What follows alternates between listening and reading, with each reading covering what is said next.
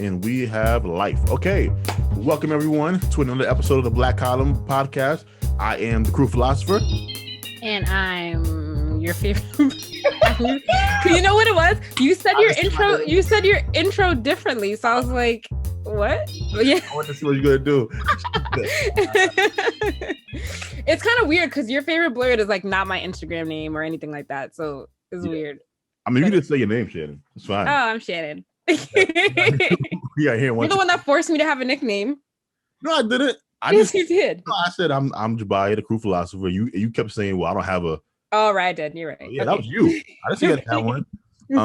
We are here to bring you another week of us discussing politics and things going on in the news. Yeah. So, Shannon, how was your week since we last spoke to each other? It was terrible, but whatever.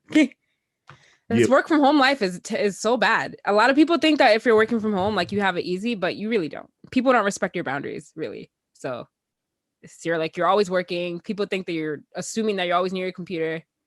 It's a hard life. But that's only because.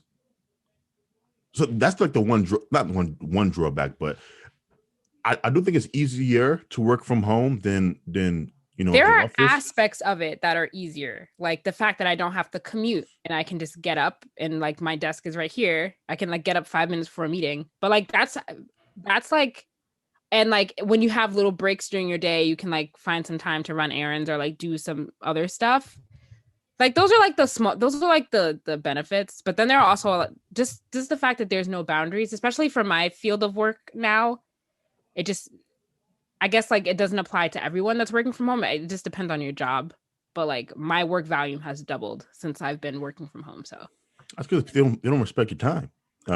It just because you're home, they think they can just send you an email whenever. They can ask you to jump on a quick Zoom call, whenever. By the way, most of this stuff is illegal. I hope just for y'all that don't know that, plenty of states, especially liberal cities, have passed laws against the reach that employers can have on the personal life of employees. So just go ahead and Google what your local laws are, because chances are your current employer is violating all of your rights. It's not really my it's hard to explain. It's not really my employer that's violating anything. It's just the people that we're an event service, so we're like doing these digital events now. So it's more of the event hosts. Gotcha. And that whole thing that goes on over there that's making it hard. So yeah. I hear you. As far as I'm concerned, my week was okay. Like I said, I'm still struggling with time management. It's about to be March, and it doesn't feel like it. We're about to be a quarter through 2021, and it doesn't feel like it at all. Which is scary. I mean, the only thing that feels like March is that it was unseasonably warm yesterday and today. It's like we got all that snow in New York specifically. We got all that snow, and then now it's like mild weather. So I feel like we had a couple of like within like a 2-week span. We had like just snow, one day off, then it snowed again. And I hate walking in the snow. So when it snows, I don't go outside. I just wait for it to melt, and then I go out. I ain't walking through snow. I'm way too big to be slipping. That was all the snow that we didn't get in December and January, just finally hitting us all at once. Yeah, but once again, we still don't have seasons. Like for example, we were all upset about that snow, and rightfully so, right? I wasn't upset about the snow. I enjoyed it. Yeah, but it was still 2 weeks. Like, haven't you noticed, compared to our childhood, Shannon, where winter was winter? Now, I'm not saying it snowed every week, but number one, it was consistently cold for like... It was consistently cold, and even though it didn't snow every week, it definitely snowed every winter when we were kids. Exactly. And now what's happened is we get like 2 weeks of cold and snow, but then it's back to like, 40-degree, 50-degree weather. Yeah. Like for the rest of the winter. That's why everything's confused. You be seeing squirrels out early. The birds, the geese haven't left. We have a lot of geese in my area. They haven't like left for the winter in years. They've just been here. Because things are slowly changing. Things are slowly changing. Matter of fact, we might as well just switch the order of our topics and just go straight into your climate change thing, because things are changing very, very slowly. But when you kind of reflect on like your childhood, you realize, holy shit, the climate change stuff has to be real. Like the geese point you made, great point. Also, even the behavior of animals change. I was walking down Tremont the other day, and there was a pigeon in front of me. And the closer I got to the pigeon, I realized, oh, he expect me to walk around him. Like they just pigeons ain't scared of people no more. They just, and animal behavior, it changes like that. And so what we're watching with, like even with the trees and how late there'll be some times where it'll be like the end of fall and the leaves are just now starting to fall because the trees are confused.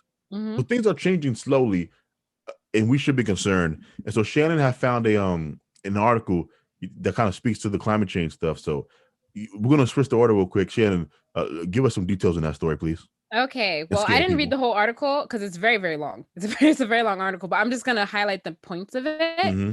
So basically the Atlantic Ocean circulation is at its weakest in a millennium, which it means that can lead to more extreme weather and higher sea levels on the East Coast. Basically, the US East Coast, basically climate change. So the Atlantic Ocean circulation underpins the Gulf Stream.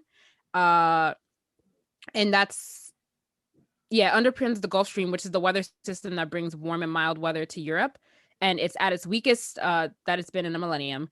And it's saying that it's probably due to the climate breakdown that's been happening over the years. Mm-hmm. Um, so further weakening of the Atlantic current could result in more storms that hit the UK, more intense winters over there, and an increase in damaging heat waves and droughts across Europe. So it's happening mainly in Europe right now, but if climate continues to break down the way it is, then we'll be seeing effects of it everywhere. We're already seeing effects of it here, like you said, warmer winters, the world's heating up basically, which is it's not good. It's like right in front of our faces, basically. Increased The ice, frequency of hurricanes, increased intensity of hurricanes because of the warming of the ocean. yeah, the ice caps are gonna start melting, guys. I hope everyone can swim.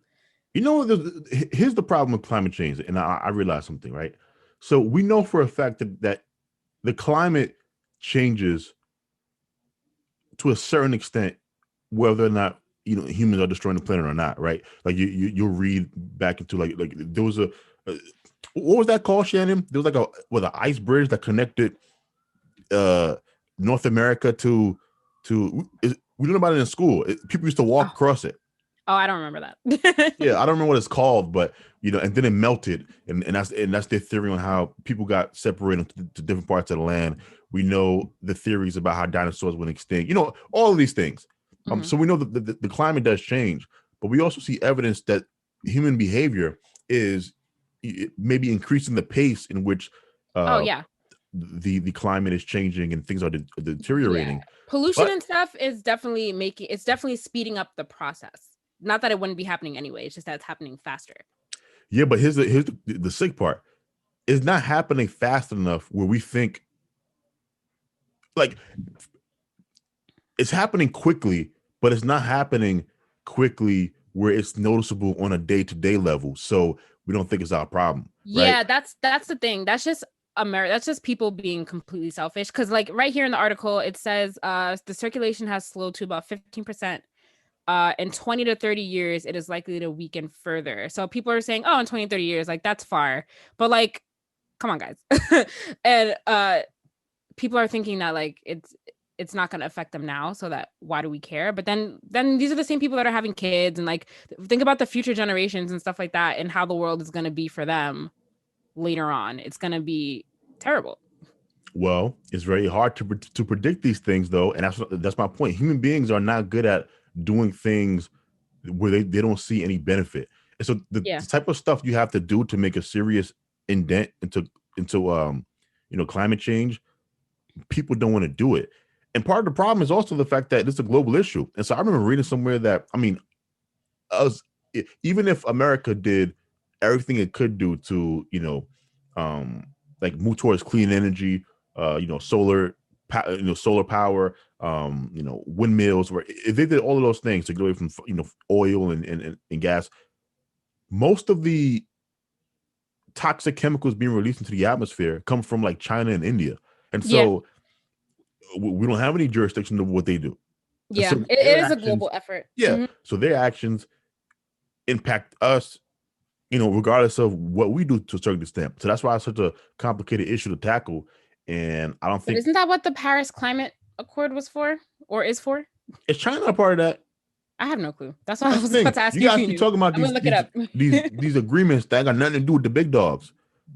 Because if China ain't a part of it, then I mean, yeah, because their pollution is heavy. Like their air quality over there is terrible. yeah, it's all out wearing masks and stuff. And so but I'm really glad that we have a president that acknowledges climate change and put us back in there, because I mean, your orange leader was not leading us in the right path in terms of that. Is this telling Shannon's me? looking up to see if China is part of the Paris Climate Accord agreement. I don't think they are. Oh, China is definitely China's number one for top emitters of pollutants, but we're number two. So that says something. Yeah, because we have all of these people. Now, here's the thing: are you going to care about the planet enough to pull back on being maybe as efficient as you can be, and allow a nation like China to get the step ahead of you in technology advancement and military advancement? Are you willing to do that, USA? Oh, China is in the Paris Agreement. So China, United States, India, Japan, if Brazil, all of those countries are Mexico, South Korea, Australia, Saudi Arabia, South Africa. The only people that have declined are Turkey, Iran, Russia. Okay, so that agreement means nothing. If China's a part of that agreement means nothing, because they are putting all types of foul stuff in there. They playing all of y'all if they part of that agreement. So I don't know what to say, but hopefully we'll figure it out. I doubt we will, but yeah, I would like to know what they're doing or what initiatives they have to try to reduce climate change. They haven't Zoom meetings like we do. That's what they're doing, Shannon. They don't care about this climate. So let's go into Johnson & Johnson. So Johnson & Johnson, they have their own vaccine. I believe it was recently approved by the FDA for emergency use. And their vaccine is a one-shot vaccine, and it is around 60 to like 66%. 66% effective, which is significantly less than the other two vaccines that are on the market right now, which is why I was talking to Jabaya and I was like, I don't really know why anybody would get this one as opposed to the other two that you have to get 2 shots, but it's like 96% effective. So here's why the Johnson & Johnson is going to be a game changer. Number one, the 66% effective rate is actually pretty damn good. That would be a great flu vaccine number. I know it's hard for people to realize because you're like, wait. I mean, it's a good percentage, but not compared to the other vaccines that are more effective. True, but remember, you need 2 of those shots, and also I believe for the Johnson & Johnson, you don't have to have the refrigeration requirement. As well. Yes, it's definitely longer lasting, and everything about it is better than the other 2 vaccines except the effective rate. And that's why I was going to push back against you by saying, why would you get the Johnson & Johnson when you could get the other 2? Number one, you'll probably be able to get the Johnson & Johnson way more easily. Like, once they start rolling it out, it'll probably be way more accessible than the other vaccines are. So here's the thing. Right now, I don't think you can choose which vaccine you get. I think you kind of just go.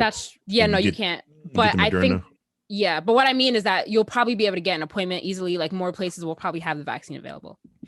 Yeah, but so here's why the Johnson & Johnson is great news. Number one, the fact that it doesn't need these super high, super low refrigeration requirements means that this vaccine can go out to countries that are poorer than ours and don't have the refrigeration that we have, right?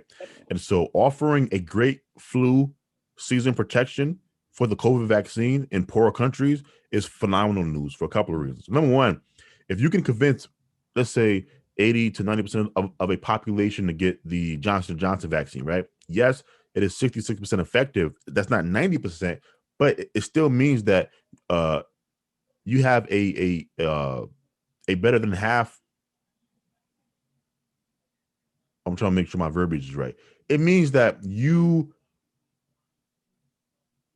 are half. How do I phrase this?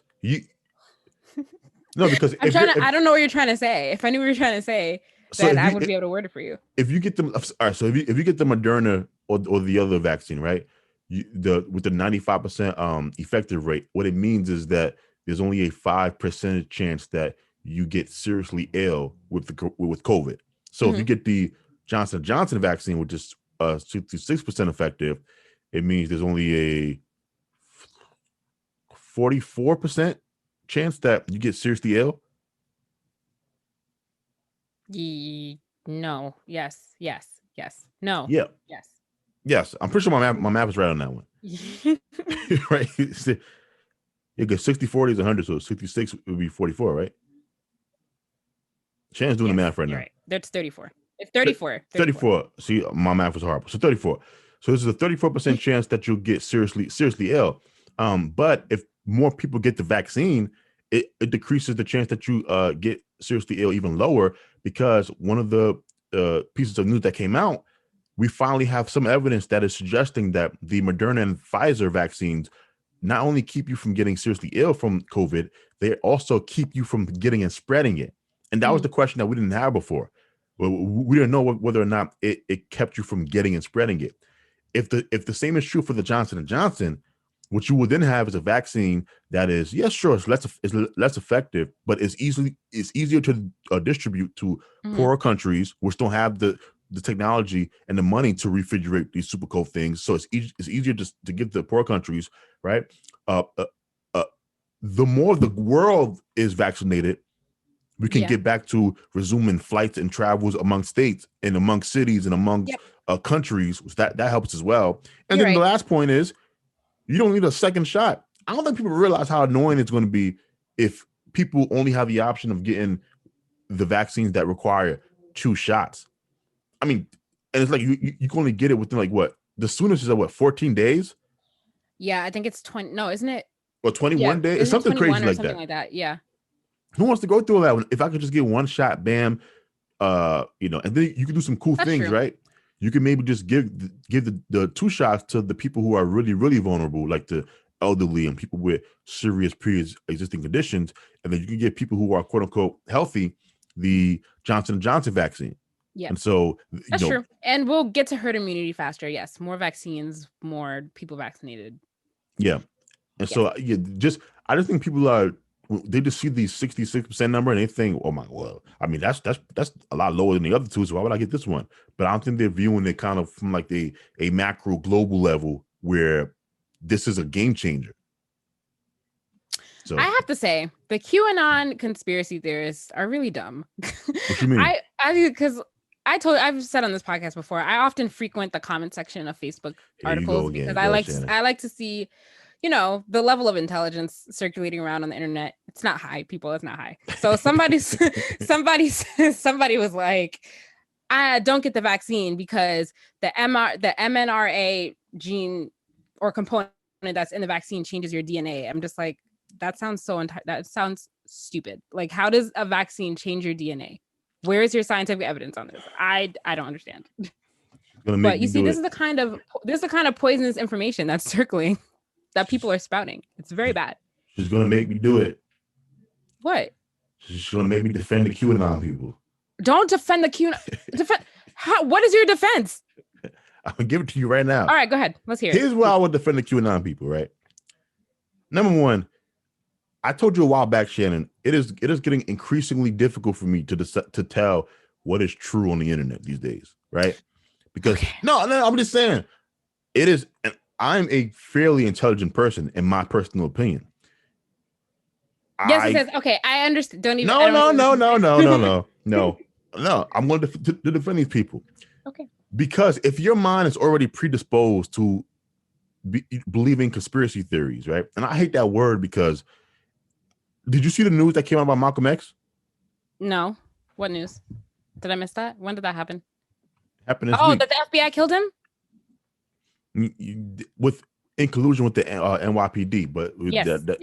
I did see that. Now, that was for years a conspiracy theory, right? But it turned out that yes, we have. Okay. Yes. You see what I'm saying? Jeffrey Epstein, right? If I said that Jeffrey Epstein didn't kill himself, technically speaking, that is a conspiracy theory. Though I feel very strongly that I'm right about that. You see what I'm saying? And so if you're already predisposed to believe in conspiracy theories, when you look around the world and you see what's going on, it's easy to latch onto this stuff. Now, here's what people get wrong about QAnon. They believe everyone who is a QAnon believer believes in the full version of the QAnon conspiracy. Everyone does not believe that there's these rich people out there that are, in politics that are eating babies. Everyone in the QAnon stuff doesn't believe that. Mm-hmm. But people do believe, okay, well, you look at Jeffrey Epstein, you kind of see some evidence that, okay, well, there was these group of powerful men that were out there sleeping with children, right? You look around and you see certain policies being pushed by certain communities. I ain't gonna say their names, and you think, okay, well, some of the stuff is strange, like changing Mr. Potato Head to Potato Head, right? And so you have these things going on, Shannon, that if you already are predisposed to conspiracy theories, it will lead you to believe that, yes, these things are happening. And that is my defense of the QAnon people, because they are crazy, but are they crazy as we think that they are? If their main point is they are rich people manipulating the rest of us for their own means, right? I mean, I believe half of that. I don't believe the baby eating part. I don't. but the other stuff, yes, I believe that things are not as they appear to us. Yes, I believe that. Okay, fine. I'm just saying, but I get your point that there are too many people out there who believe straight nonsense on the internet. You're right about that. I don't know how to solve it because I damn sure ain't putting my faith in the government to fix it. But I just don't like this thing where everything is a conspiracy theory, or we call everyone stupid who doesn't believe kind of the narrative, right? Because to a certain extent, I appreciate the bravery some of these people have in questioning news. Like they're not just accepting something just because somebody in a position of power told them to accept it. Mm-hmm. Okay. Oh, we got some breaking news. Hold on. What? Why do I always get breaking news after you? What breaking news? Where? Because your phone is slow. This is courtesy of The Hill. A federal judge in Texas ruled on Thursday, that's today, that an order from the Centers for Disease Control and Prevention, the CDC, temporarily halting evictions amid the pandemic is unconstitutional. Ooh. Although the COVID-19 pandemic persists, so does the Constitution. So now they're saying that landlords, okay, so now they're saying that you can get evicted? Or they're saying that like withholding eviction is not constitutional? So remember, the CDC were the ones that put the moratorium on the evictions. Mm-hmm. But this judge is saying that is unconstitutional. So it says in a 21-page ruling, and obviously we can't read the 21-page ruling right now, a U.S. District Judge John Barker sided with a group of landlords and property managers who alleged in the lawsuit that the CDC's eviction moratorium exceeded the federal government's constitutional authority. But that's not good, because what about all these people that are out of work? You're just gonna evict them? Here's the thing. This is the tricky spot where law and morality don't line up, right? Because take his argument, Shannon. Can you send me that article? Because it didn't pop up on my thing. Okay, continue. Yes. Take his I'm gonna send it to you right now. Take his argument, right, that he's making, that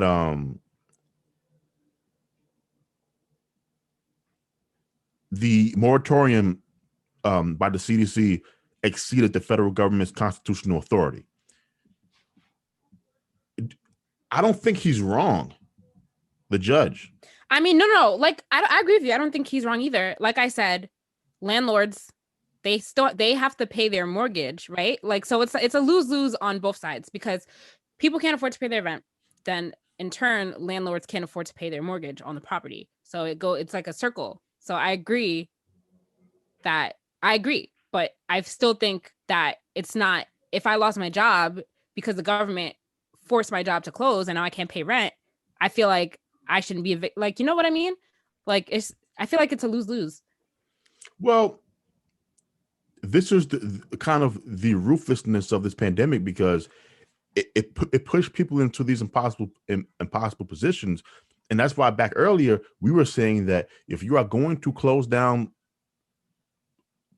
businesses and prevent people from working, then you owe it to people to pay them what they would have been making if they were going to work. This way, you wouldn't have to even rely on a moratorium. Or if something like this did happen, people would then have some funds to support themselves, so they can begin to start paying rent and their mortgage, so that they won't end up being evicted from their properties. So now, I think what happens is that this is going to be challenged by somebody else, and then it'll go to the Supreme Court. Mm-hmm. I think that's the process. But I don't have any confidence that the Supreme Court is not going to agree, because once again, by the letter of the law, the argument that this judge is making, I cannot say that he is wrong. Mm-hmm. I mean, the federal government shouldn't be able to dictate to, private, landlords that they can't evict people who can't pay them rent. Yep.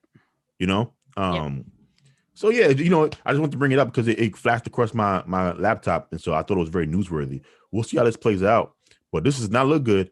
This does not look good at all, because I mean, you are going to, like, people think we're going to just bounce back, and we are not going to just bounce back from these people. Not at all. The world is going to look, when they finally let us outside again, the world is going to look drastically different than it did before. Many of the businesses that you pass on your way to work, like for me, we live in New York City. I can already tell that when I go back to work, a lot of the bars and the restaurants that I will see every morning on my way to work, they're not coming back, a lot of them, because it's been so long. Many of them, even when they was getting assistance from the government, it was not nearly enough assistance to pay for the rent in New York City. Hell no. And then even when they open back up, you're not going to be able to just jump right back into paying for staff and giving out supporting this influx of customers. It's going to be hell. And if we have an eviction crisis built on top of that, where there's no legal recourse for people to prevent them from getting evicted, now you're going to have people out in the streets, depending on the timeline of this happening. Imagine if these people aren't even vaccinated. So now you're gonna have a bunch of people going into homeless shelters where they're mixing and mingling, spreading coronavirus. This is just bad all around. Are you going back to work soon, by the way? Because didn't they say they were going to reopen movie theaters? I read that. Yeah, my father told me about that. But here's the thing: people don't understand. Movie theaters can't operate unless they're operating on max capacity. I've been trying to explain it to people all the time. We lose money Monday through Thursday, like a lot of money. We have to stay open because, I mean, it's kind of, you can't be operational if you just open on the weekend. And you want to stay open, because for my theater, for example, we're a luxury cinema, so we get a lot of events during the week, but that's not enough to cover the amount of money we lose. But we get events from time to time. You want to stay open during the week because you have to prepare for the weekend, and so you need staff there to stock up, to you just do maintenance stuff, but you're still losing money. And what you do in the weekend, Friday to Sunday, you pack out. I mean, you pack out and you make an exorbitant amount of money. Also, the weekend is where you're charging full price, and so you're charging, like, I think we were charging like $17 a ticket. Oh yeah, so, wait. Oh my God, the movies are so expensive. Yeah, so we were charging $17 a ticket. So you can imagine, like, a date at my cinema. I mean, you leaving, so you and your girl, you're paying $35 if you include tax. You go to the concession stand. A small popcorn from us was like $9. So a small is $9? Yeah. Do you work at one of those dine-in theaters where they serve food? Not dine-in, but delivery. So you order from you can order from the concession stand, they deliver to your seat, or from the phone app and deliver to your seat. Yeah, and so you could $9 for a small popcorn. It's ridiculous. Yeah. And you can easily, and I mean easily, spend. I mean, a date at my theater is probably $100. Yeah, $100 just to see a movie, some snacks, and maybe if you order some food from the kitchen. So us operating at 25% capacity, we were just not open because it's not going to do anything for us at all. We would just be losing a bunch of money. Okay, that makes sense. So yeah, I don't really see me going back to work anytime soon. Also, remember, I'm operating from the aspect that I'm currently unemployed. I don't know if they're gonna bring us back. Our old asses. We all aged like 2 years.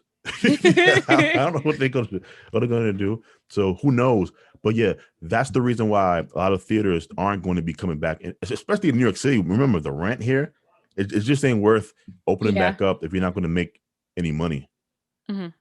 So okay, that makes sense. Yeah. I don't know what's going to happen. And plus, look, I think theaters on their last legs anyway. When HBO made that deal with was it Warner Brothers or Universal? It was Warner Brothers. Warner Brothers. Yeah. I mean, that hurt a lot because I've already seen 2 movies that I would have saw in theaters, and I saw it at home, and I loved watching them at home. Yeah, it was great.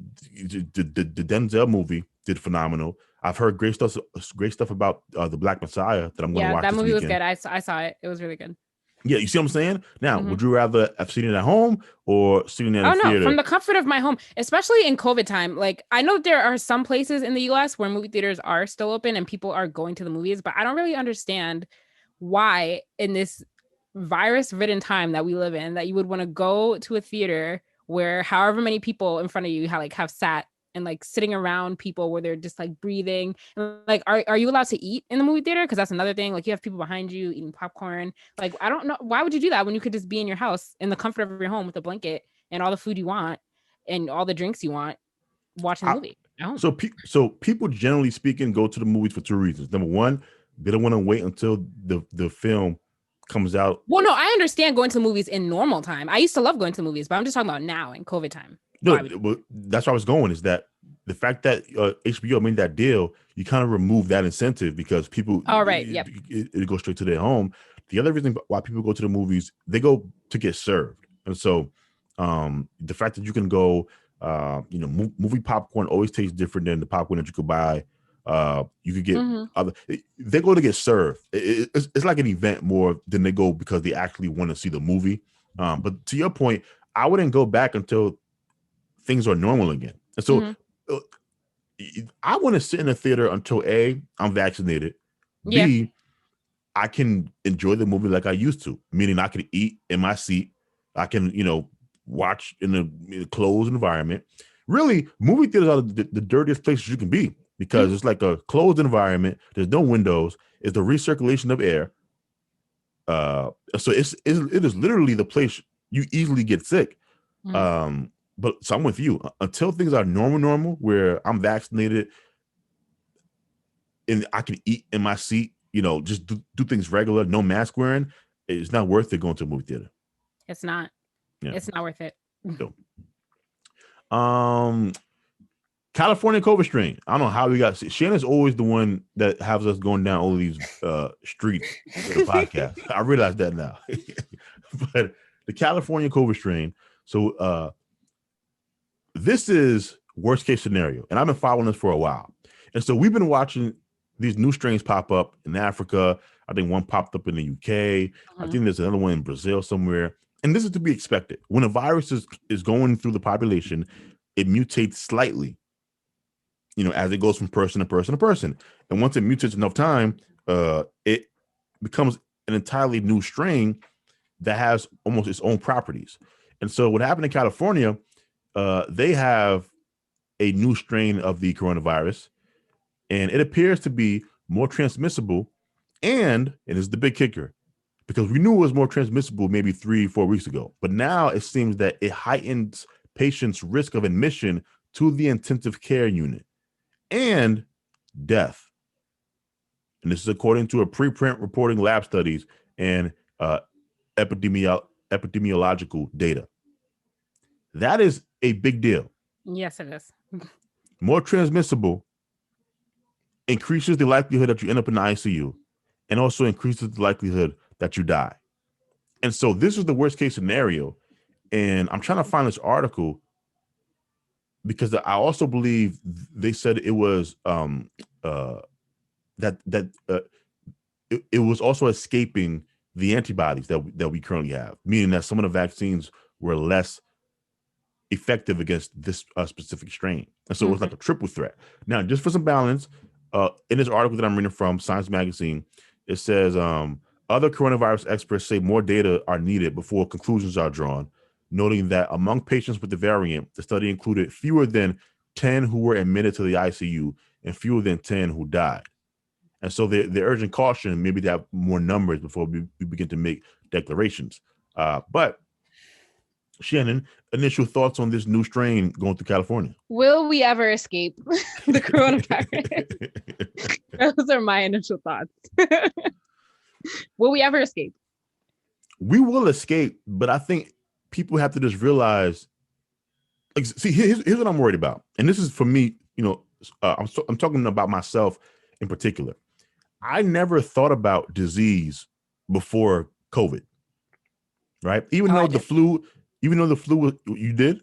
Yeah, disease is one of my greatest fears. Deadly disease. It's like up there, number one.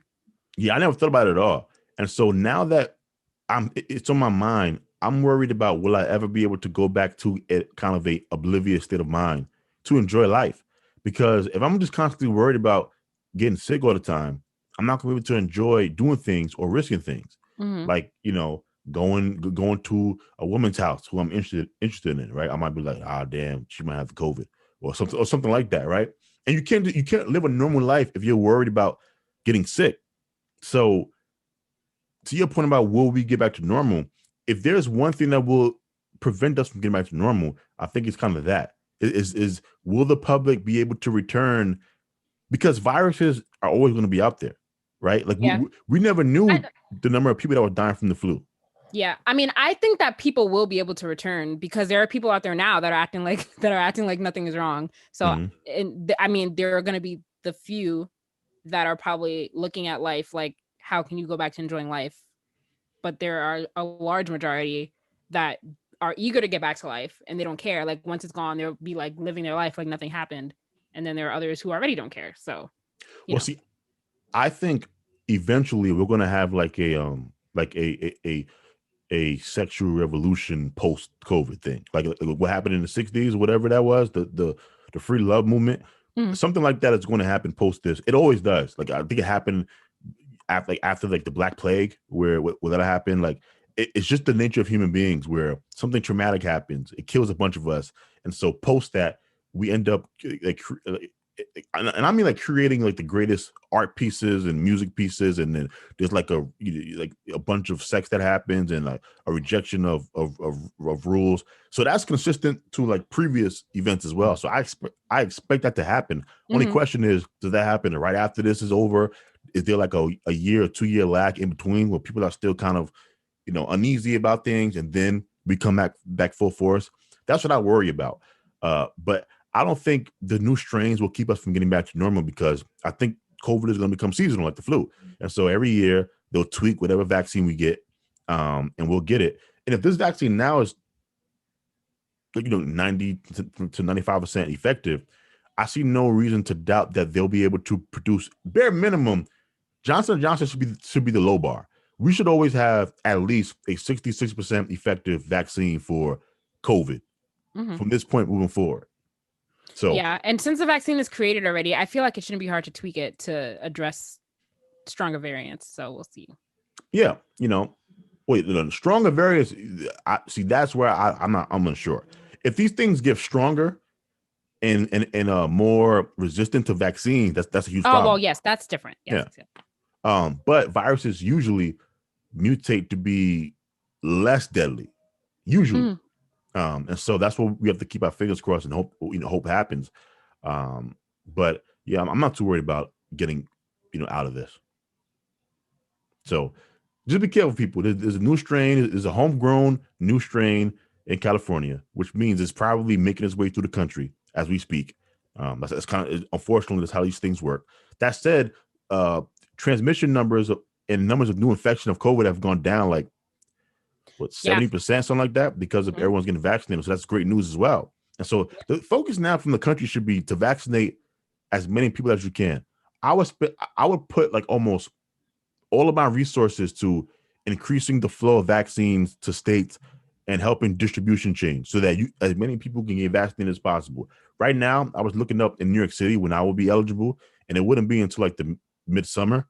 Yeah, like June, July. Yeah, I would try to make that up 2 months earlier. Try to get everyone vaccinated by May. Yeah, May, middle of May.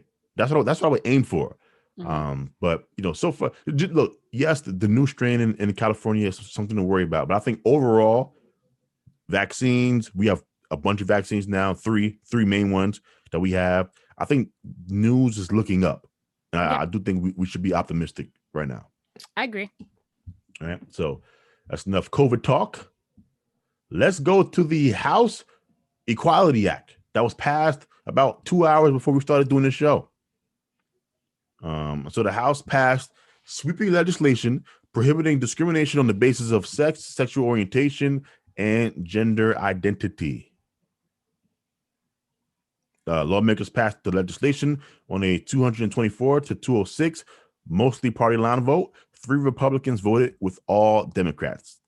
Okay, and the bill is one of President Joe Biden's top legislative. Only 3 Republicans. Sorry, I don't mean to cut you off. Go ahead. No, go ahead. Only 3 Republicans voted in favor. Yeah, but that's not shocking to me.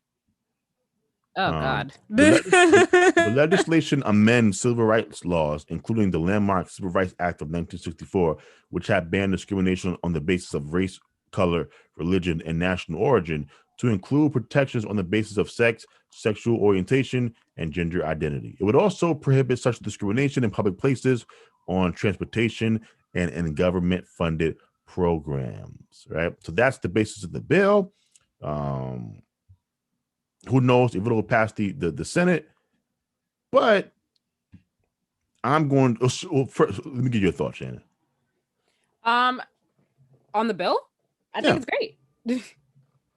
I think it's great. So does this mean that people can't discriminate? Like there's a couple of things with gender identity, like bathrooms, sports teams. Does that mean like all that stuff is going to get addressed now, this bill?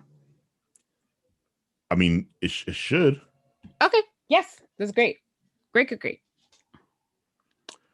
I think this is going to turn out to be one of the most destructive pieces of legislation ever passed. Oh my God. Here we go. Why? I do. Why? For a couple of reasons. That was my dog. Oh. There's no way you thought that was me. I was like, why is Shannon barking like that? So here's what I'm going to read you something. Some conservatives have expressed concerns that the legislation could infringe upon religious liberty. I don't really care about that argument. Or lead to inequality in athletic competitions if transgender women compete against cisgender women. Yes, that is where I am going with this. I'll take it a step further. I don't believe we should be voting on things before we have the public debate about it, right? And so I've been pushing back on this whole trans women on women stuff. I don't believe it. I think it is dangerous to say that trans women are the same as biological women. I believe biological women deserve to have their own spaces when it comes to bathrooms, when it comes to sports and competition, when it comes to homeless shelters as well. I don't think people realize how much we separate men and women in this country for obvious reasons. And this bill, whether it is the intended consequence or not, is going to reshape things that people haven't thought through yet or have conversations about. And that's why I think this is going to be one of the most destructive pieces of legislation. Like so many poor and low income girls depend on sports scholarships to get into college, right? If you're competing against transgender women, you're not going to win these races. It don't matter how good you are. I'm sorry. You're not going to win a race against somebody who was born a male. You're not going to win in a boxing match. Yes. You're not. And so what you are going to have. Yep. Go ahead. No, go ahead. No, I'm not raising my hand. I'm just doing. Oh, yeah. So what you're going to have is you're going to have a situation where people who are born female are going to begin to lose out on opportunities because they are competing against people who were born male, and people are pretending like this is not a real, this is not something that we should be worried about. I think they're lying to themselves and they're fooling themselves. And so I felt very uncomfortable passing legislation when we haven't even had the public debate yet. What we have now are trans activists and who dictate what we should do and how we should feel by saying things like trans women are women, and if you think otherwise, you're transphobic. My argument is, so what? If that makes me transphobic, who cares? The argument that I'm making is all that matters. And there hasn't been a single person or a single argument that I've heard or read or listened to, heard and listened to the same thing, heard, read, or watched that has convinced me that I should not be worried that we are not erasing the obvious line in the sand between males and females, which matters. It matters. It matters. And for what? 5% of the population? No, I'm not down with it. I'm not down with it at all.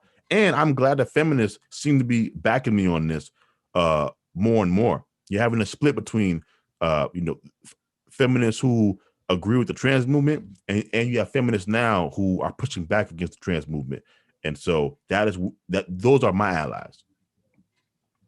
Okay. Well, I agree with you on some points. I disagree with you on a majority of it. I do agree that that especially in sports, that there is a disadvantage for cisgendered women who are going up against transgendered women when it comes to competing in sports and stuff. I agree that there is a disadvantage there. However, I don't think it's right to ban people from sports if they love to play sports, but they identify if they're a man that identifies as a woman. I don't agree that they should be banned from playing sports. Why not, Shannon? If I wanted to compete against you, hold on. If I wanted to compete against you in a race, right, and I identify as a female, is that fair? I mean, no. There's probably a disadvantage, but I just don't know that it's fair to just ban people from playing sports just because of how they identify. Like that. There's something not right morally about that. And I don't really know what the answer to that problem is. I don't know what the answer is. No. I'm just saying that it's not. There's an easy answer. Oh, my Lord. There's an easy answer. It's called keep your ass out of women's sports. Oh, my God. Okay. It's true. See, Shannon, here's why I got to be as strong as I am in my argument. Because Shannon's opinion is already shared by the vast majority of these people who are taking over. There's not an oppositional voice right now. There's not. And so I have to make myself the bad guy because somebody has to start making sense of all this stuff, okay? Y'all here advocating for people who were born males to be put in women's prisons. You help me make sense of that, Shannon. No, help me, seriously. It'll make, how are you going to erase your own people, Shannon? Aren't you a woman? Yes. I mean, I don't think you're a racing woman. I think that's a little bit drastic, but whatever. I see what you're saying about that. I'm saying no. I recognize that there is a potential problem, but I'm just saying that I don't know what the definite solution is. That's what I'm saying. I just don't think that it's fair to exclude people because why? We do it all the time. Can I follow you? Can I follow you into a bathroom, Shannon? No, you cannot. Why not? Because you're a man. All right, then. So we exclude people.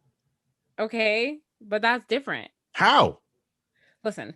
No. You're going to defend this argument because, see, here's the problem. Shannon's side is able to get away with all of this stuff because all they do is give you feelings and statements and slogans. No. You defend. You just said it feels wrong to exclude people. I'm saying I would love to follow Shannon to a bathroom, right? No. Now, I'm saying it feels wrong to exclude people because they identify a certain way. Shannon, I identify as a woman. I am a woman. I am. Well, you're just saying that. It's not true. Okay, but I understand your point. You don't know that. First of all, you don't know that, Shannon. First of all, I know it's not true because you just made a whole argument against trans people. Not their existence. No, not their existence. But you just said that you don't understand it, so I know that you don't identify as a woman. No. What I'm saying. Let me make my argument clear. Okay. I'm not saying that trans people don't exist, though most of you aren't really trans. It's just true. It's built into the evidence, by the way, and we're going to get into it later on the show. But my argument is that we shouldn't be erasing women. Now, I'm not going to let you duck this conversation.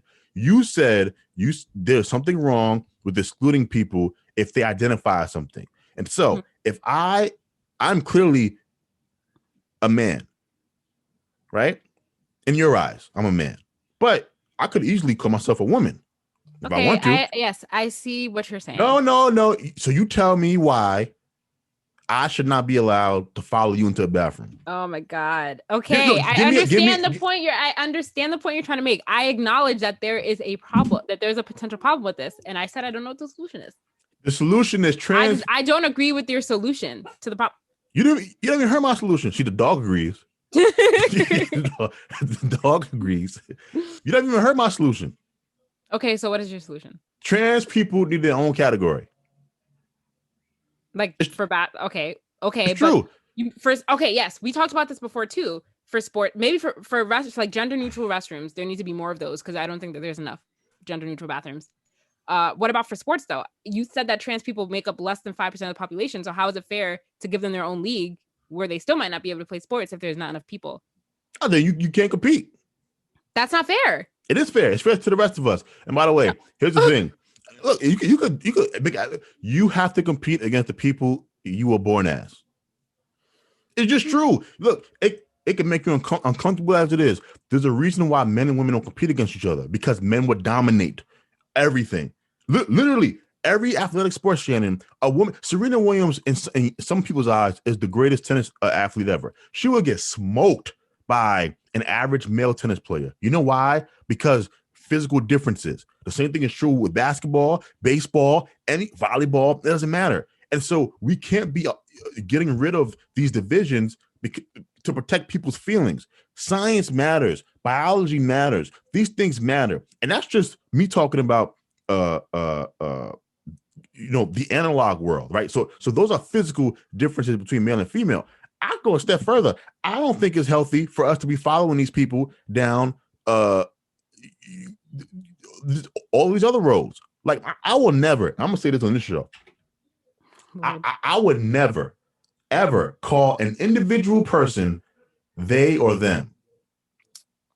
Okay, well, I wholeheartedly disagree with you there. I know you do. If somebody chooses to not identify as any gender and they want to be called they, them, I'm going to call them they, them. What is the problem with that? Can I ask you a question?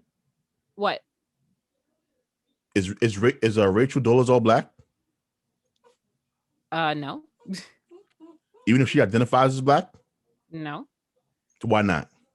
Because she's not black. Okay, I'm tired of this argument. I'm tired of it. What argument? Okay, but that has nothing to do with anything. If somebody wants to be, I mean, it does have something to do with it, but wow, I feel like the two arguments are different. How? If somebody doesn't want to identify as anything, then what is the problem with referring to them as they, them? Shannon, these people are degrading.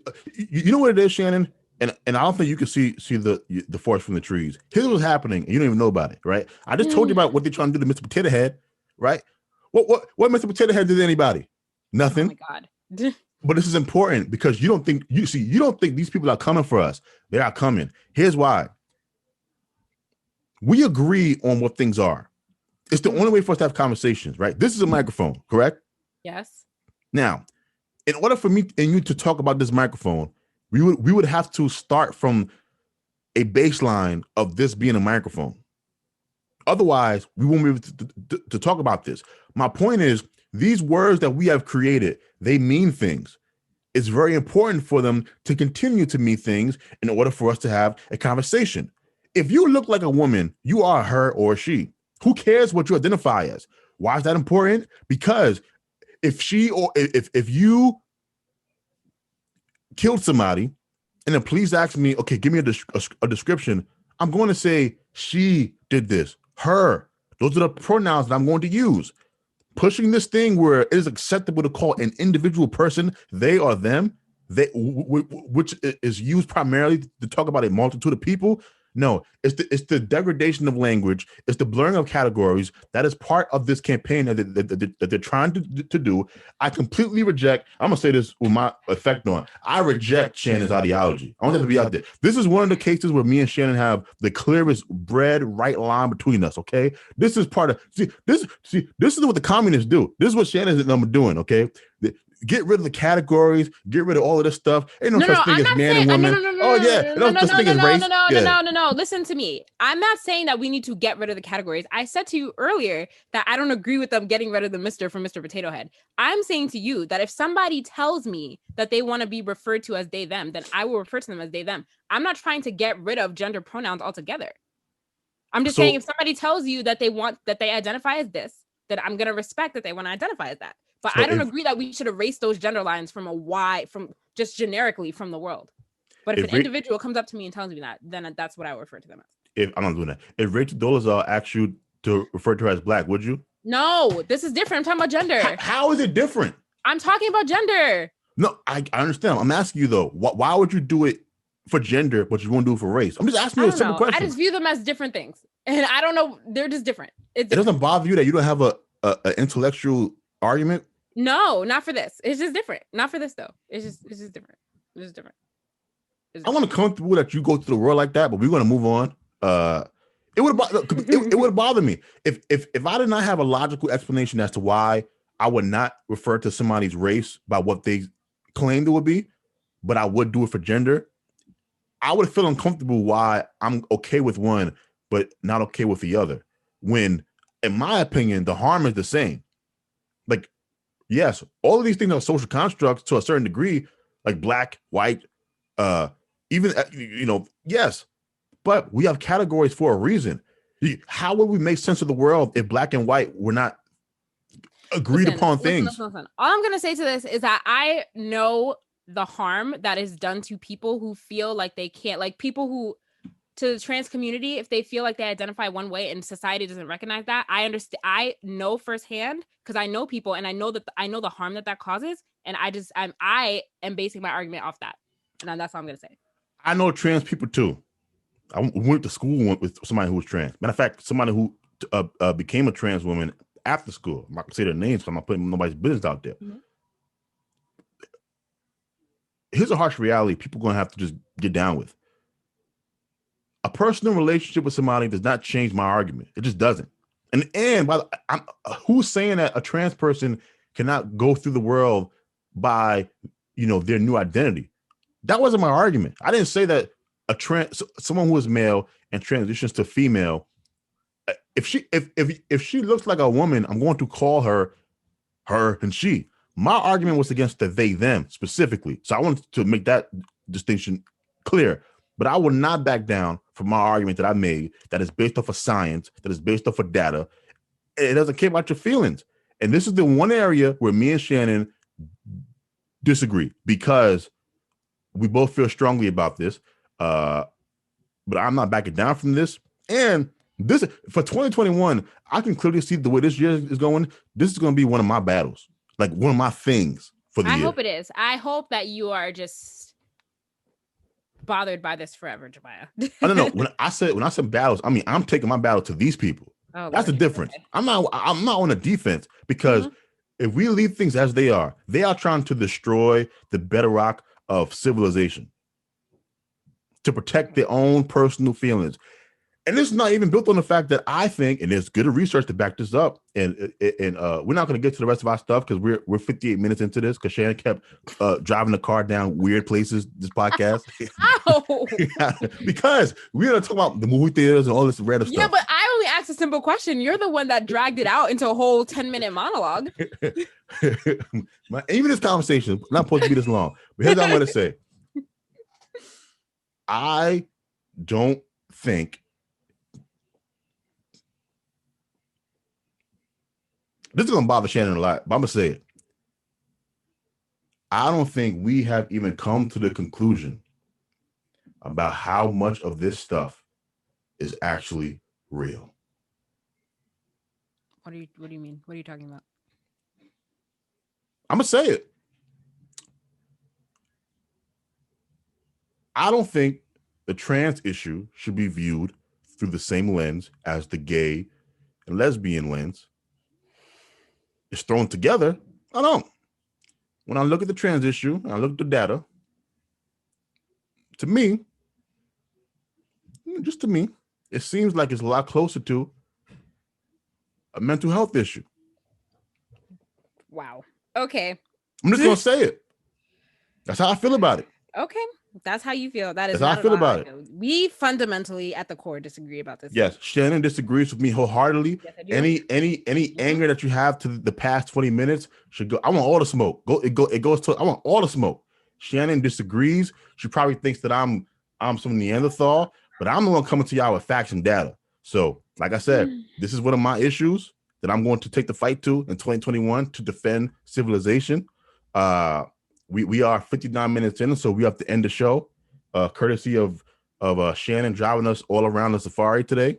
You have anything else you want to say, Shannon? Nope. I'm done for today. I'm done. All right. So we get in the show. Look, like I said, I feel how I feel.